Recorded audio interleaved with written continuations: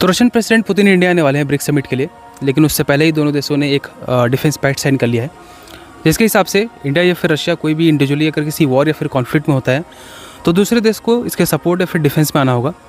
ऐसा सोचने वालों के लिए सॉरी, ऐसा कुछ भी नहीं है। ये जस्ट एक रेसिप्रोकल लॉजिस्टिक्स एग्रीमेंट है।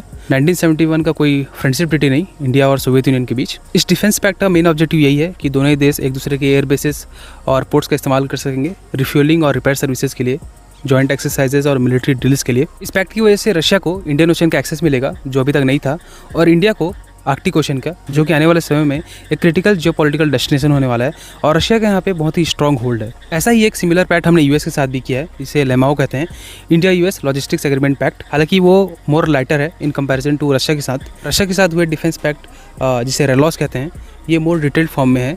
इसके अंदर दोनों ही देश एक दूसरे के बेसिस पर 3000 तक ट्रूप्स स्टेशन कर सकते हैं। यूएस के साथ हुए इस पैक्ट में इंडिया को यूएस के ग्लोबल बेसिस ऑफ नेटवर्क का एक्सेस मिलेगा, जैसे कि डीजीबोटी, डिएगो गार्सिया, और यूएस को इंडो पैसिफिक रीजन का। रशिया और इंडिया के बीच ऐसा एक पैक्ट बहुत ज़रूरी था मोर मिलिट्री एंगेजमेंट्स के लिए।